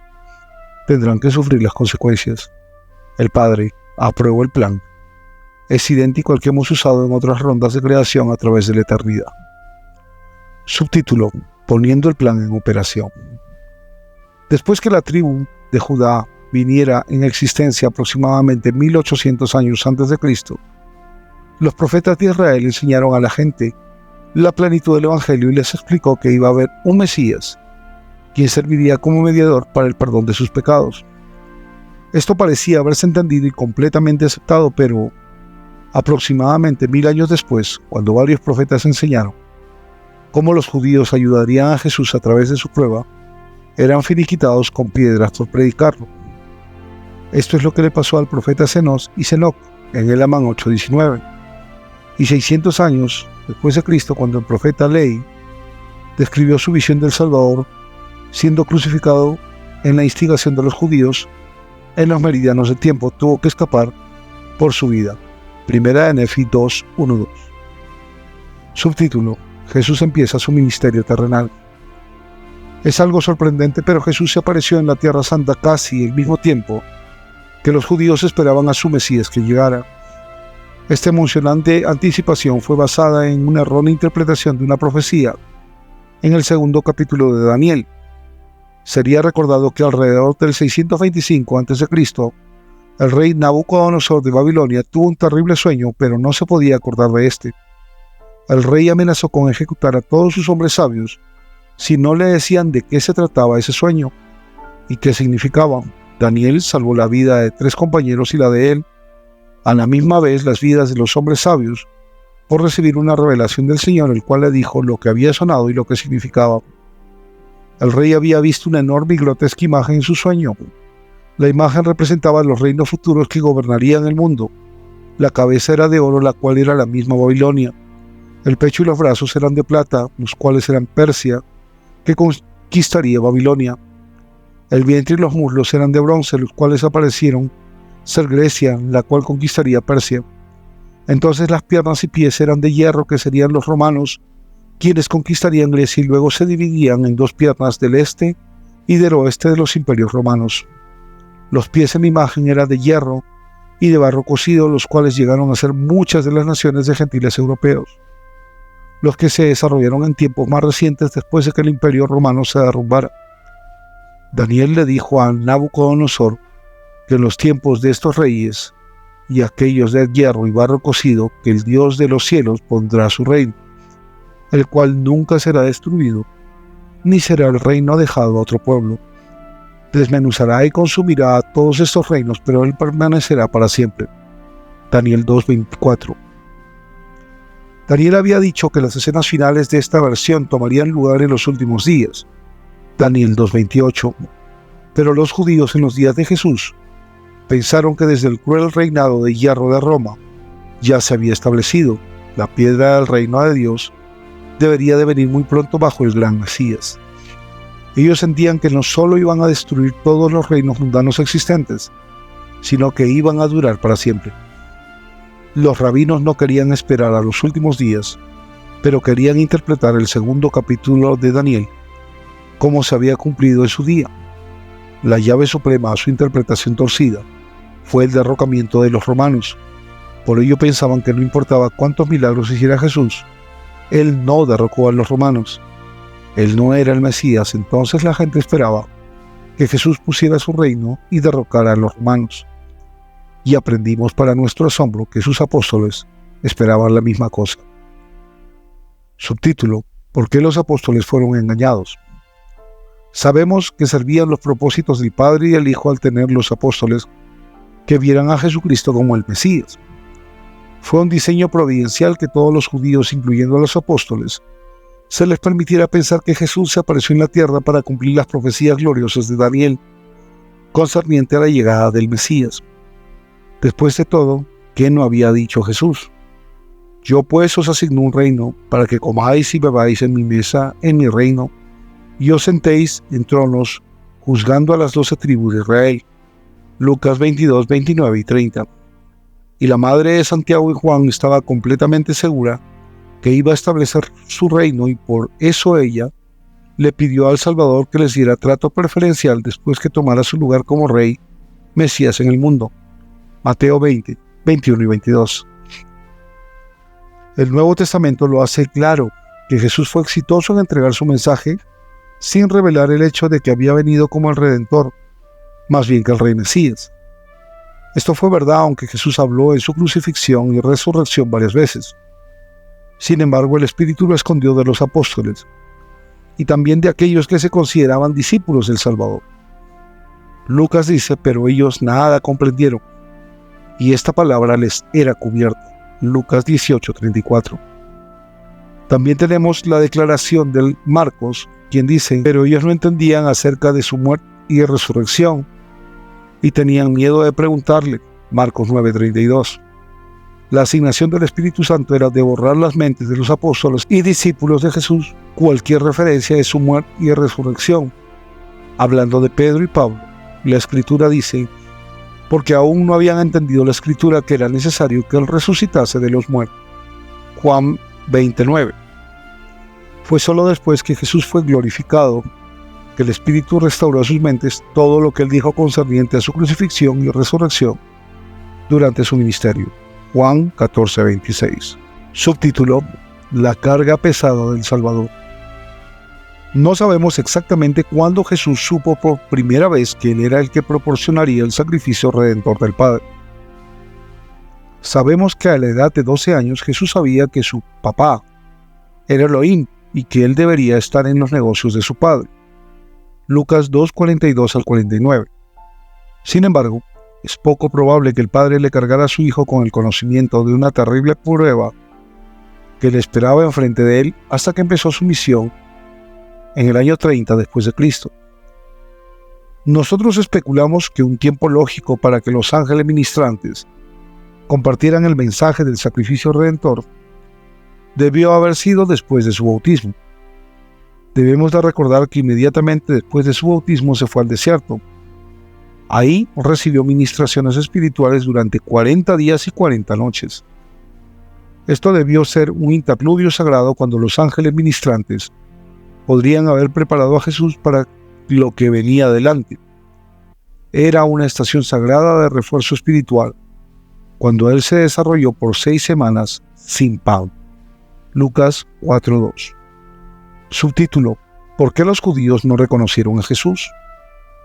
Jesús realizó su primer milagro espectacular en una boda en la fiesta de Caná, y después se preparó para ir a Jerusalén, donde se convertiría en 30 años de edad y sería elegible, de acuerdo con la tradición judía, a su ministerio. Desde el comienzo del ministerio de Jesús era espectacular. Él hizo milagros por los cienes. Él sanó a los enfermos, levantó a los muertos, caminó en el agua, calmó los mares turbulentos y dio de comer a cientos de personas con pescado ya cocido y pan ya horneado. De hecho, desde el principio, grandes multitudes de judíos sí creían que Jesús era el Mesías, pero el Rey Mesías. Su creencia de que era el Rey Mesías persistió hasta la última semana de su vida, pero después sus expectativas se derrumbaron. Al fin de la semana, no solo había fallado en derrocar a los romanos, y los romanos lo crucificaron. Aún más, Jesús sufrió la muerte cuando los estudiantes de las profecías de Daniel habían declarado que él viviría para siempre. Subtítulo: ¿Jesús falla en la última cena? Cuando Jesús se le acercaba la hora de ser traicionado, él parecía hundirse por una oscura y siniestra sombra, y no podía dejar de contemplar la horrible agonía de la tarea que tenía inmediatamente ante él. Finalmente no pudo evitar el decirle a sus apóstoles que estaba por dejarlos, pero inmediatamente quería saber a dónde se iba a ir. El apóstol principal le aseguró al Salvador que no importaba a dónde se fuera. Pedro lo quería acompañar y protegerlo de sus amigos que parecían incrementar por la hora. Jesús lo cortó en seco y le dijo: ¿Tu vida pondrías por mí? De cierto te digo, no cantará el gallo sin que me hayas negado 3 veces. Juan 13:38. Esta abrupta predicción podría haber sido profundamente ofensiva para Pedro y fuera de carácter de su maestro amado. Sin embargo, Jesús sabía que dentro de unas horas, Pedro, como todos los demás discípulos, iban a perder sus testimonios y confundirse totalmente concerniente a su divinidad. En relación con su gran oración como sumo sacerdote registrado por Juan, Jesús dijo: Padre, la hora ha llegado. Ahora pues, Padre, glorifícame tú al lado tuyo, con aquella gloria que tuve contigo antes que el mundo fuese. Lucas 17, versículos 1 y 5. Después le pidió a los apóstoles que lo acompañaran a su lugar favorito de oración, en el jardín de Getsemaní. A la hora que llegaron a Getsemaní, los apóstoles se alarmaron con el cambio drástico del comportamiento del Salvador. Parecía como si una depresión mórbida se había puesto en su espíritu. Él siempre había estado tan firme, tan valiente y lleno de autoconfianza. Lo habían visto desafiar las tormentas, caminar en el mar, levantar a los muertos y sacar demonios. Habían siempre estado muy orgullosos de su Rey Mesías, pero ahora él estaba cambiado y sus discípulos sobresaltados, pero su espíritu se desmoronaba y empezó a actuar como un ser humano ordinario y asustado. Lo escucharon decir: mi alma está triste hasta la muerte. Mateo 26:38. Todo esto estaba completamente fuera del carácter para Jesús. En la versión inspirada dice: los discípulos estaban sorprendentemente doloridos y estaban muy apesadumbrados y se quejaban en sus corazones preguntándose si este era el Mesías. Traducción de José Smith de Marcos 14:36. Y nos añade: los testimonios de los apóstoles estaban desmoronando. Subtítulo: El Salvador se enfrenta. Subtítulo: El Salvador se enfrenta a su suprema crisis. Él dejó a 8 de sus apóstoles en la entrada del jardín para cuidarla mientras oraba. Después se llevó a Pedro, Santiago y Juan más adentro en el monte de los Olivos. Ahí el apóstol se sentó y casi inmediatamente se durmió, pero Jesús se fue solo y se cayó completamente al suelo. De acuerdo con Marcos 14:36, él decía: Abba, Padre, todas las cosas son posibles para ti. Aparta de mí esta copa, mas no lo que yo quiero, sino lo que tú.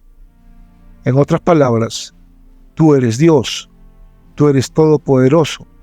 Por favor, haz que haya otra manera, no me hagas seguir adelante. En este momento el padre estaba sufriendo un tormento con profunda angustia. Sabía del abrumador tormento en el cual Jesús estaba pasando, pero también sabía que al menos que él cumpliera con su misión, toda esta ronda de creación se desintegraría y regresaría a la oscuridad exterior. Por supuesto, el padre sabía el final por el principio y se dio cuenta que Jesús iba a perseverar.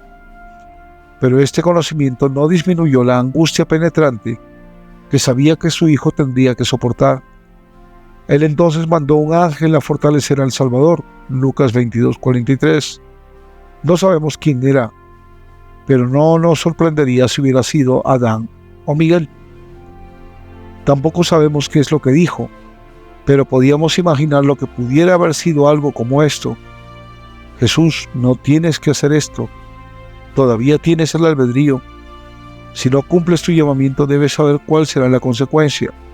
Y tal vez le hubieras descrito para Jesús el derrumbamiento de toda esta ronda de creación. El libro de Mormón específicamente describe qué pasaría a la familia humana si no hubiera una expiación, Mosías 16:4-5. Y sentimos que este representa meramente qué es lo que hubiera pasado a toda esta ronda de creación. Concerniente a la humanidad, cada uno de nosotros íbamos a sufrir la misma suerte que Lucifer y sus ángeles oscuros. Hubiéramos sido despersonificados y sin algún tabernáculo, ya sea espiritual o físico. Después nos hubieran echado atrás en la oscuridad exterior y desnudados como inteligencias desnudas.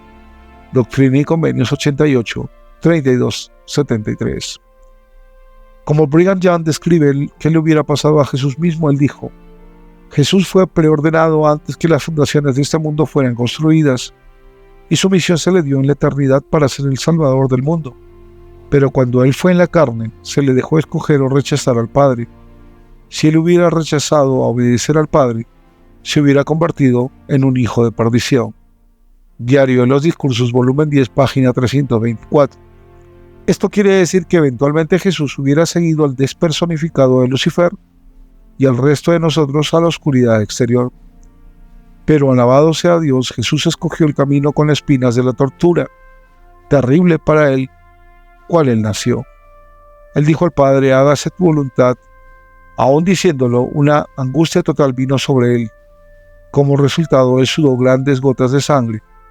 Después que la pasión de todos se hubiese asentado, él despertó a sus apóstoles y fue hacia la entrada donde Judas ya se acercaba con los soldados del templo.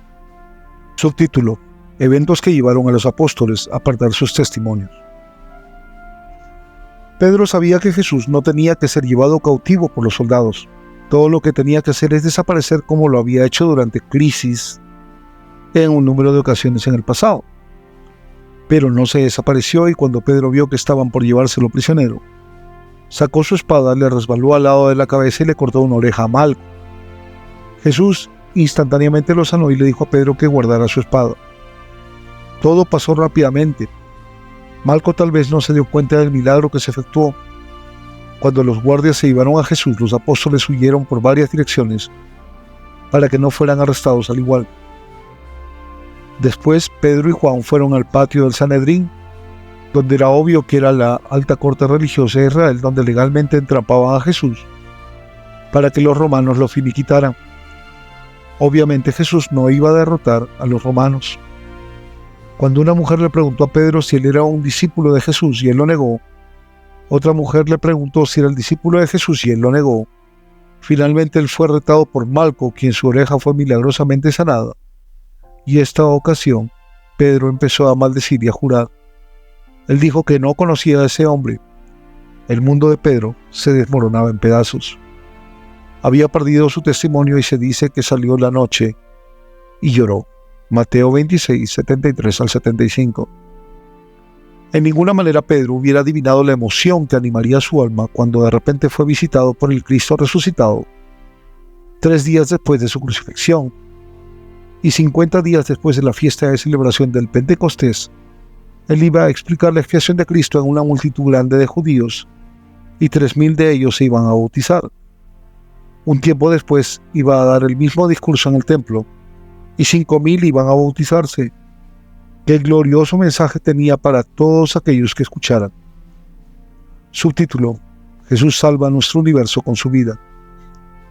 Ahora estamos enfrentados con el reto final: cómo la crucifixión de Jesús redime la humanidad y salva a toda una ronda de creación. Hay un solo lugar en las Escrituras que puedes tomar la historia completa. Está en Alma capítulo 34, donde Amulek, el compañero misionero de Alma, se lo explica a los oramitas. Empieza con una declaración sorprendente del sufrimiento de Jesús. Y dice que Jesús no pagó por nuestros pecados porque una persona no puede pagar por los pecados de otra. Por lo que Jesús hizo lo siguiente: elevó la misericordia y compasión de todas las huestes de inteligencias de nuestra parte del universo para que le permitan al Salvador cualquier cosa que se pidiera en justicia. Como Amulek lo hace notar, esto significa que la expiación no fue basada en justicia, aunque mucho sufrimiento por mucho pecado, pero en una vasta creación de embalse de misericordia y compasión que ganaría para nosotros no solo el perdón de nuestros pecados, sino todos los regalos de la vida eterna y el ascenso hacia arriba en nuestro progreso eterno. Hay 2 aspectos de la expiación de Cristo que solo Él podía cumplir. Primero que todo, el sacrificio expiatorio tenía que ser sobrellevado por alguien que era infinitamente amado. Eso quiere decir amado universalmente por todas las inteligencias de esta ronda de creación. Segundo, el sufrimiento tenía que ser tan intenso que levantaría un gran embalse de misericordia y compasión que duraría para siempre. Eso significa que tenía que ser tan agonizante que alcanzaría cada pequeñísima inteligencia con tal intensidad que duraría eternamente.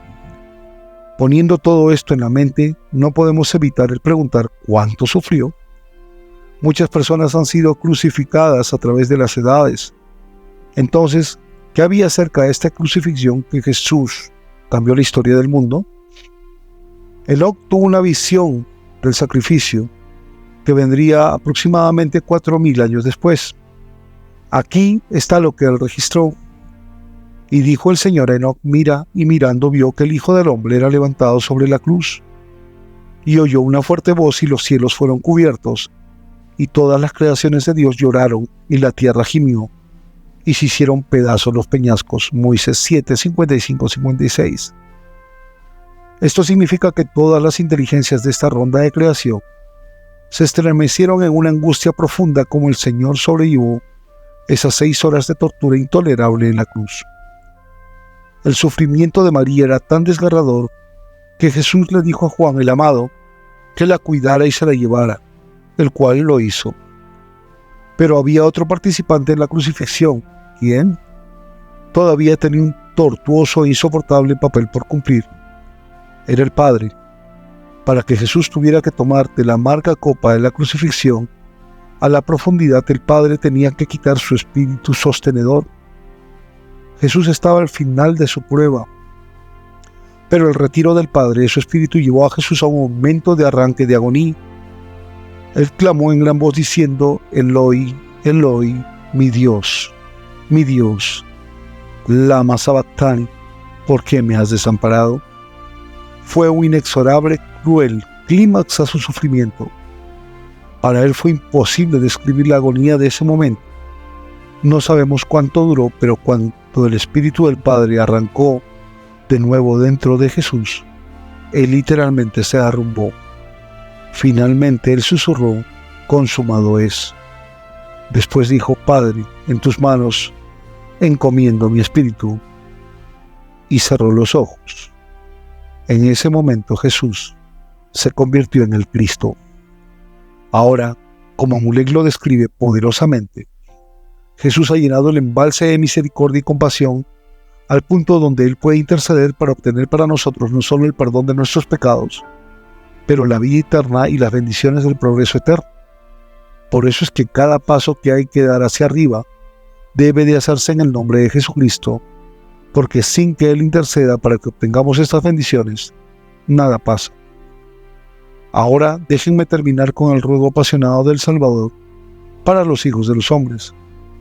Es como si Él dijera: no dejes que mi sufrimiento sea en vano. En la sección 19 de Doctrina y Convenios, versículos del 15 al 19 dice: así que te mando a arrepentir, arrepiéntete, no sea que te hiera con la vara de mi boca y con mi enojo y con mi ira, y sean tus padecimientos dolorosos. Cuán dolorosos, no lo sabes.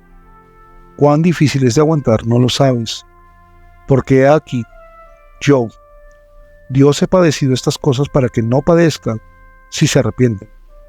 Mas si no se arrepienten, tendrán que padecer así como yo, Dios, el mayor de todo, temblara a causa del dolor y sangrara por cada poro y padeciera, tanto en el cuerpo como en el espíritu, y deseara no tener que beber la amarga copa y desmayar. Sin embargo, gloria sea al Padre, bebí y acabé mis preparativos para con los hijos de los hombres.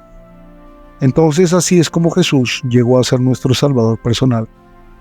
Inmediatamente después de su resurrección, Jesús se apareció sin su gloria cerca del jardín de la tumba. María Magdalena lo confundió con el jardinero y le preguntó dónde estaba el cuerpo de Jesús que se habían llevado. Es ahí cuando Jesús le dijo suavemente: María. Ella lo reconoció inmediatamente, lo abrazó, pero en el griego original Jesús ha reportado decir: no me toques, no he subido a mi Padre en los cielos. María gustosamente se alejó, y con la velocidad del pensamiento Jesús dejó la tierra para llegar al reino celestial de su Padre cerca del glorioso planeta Color. Como el Jesús resucitado abrazó al glorioso resucitado Elohim, sin duda Jesús le susurró al oído de su Padre: lo hice, lo hice, lo hice. ¡Qué glorioso logro! El plan que Jesús propuso fue una victoria total para ambos, el Padre y el Hijo.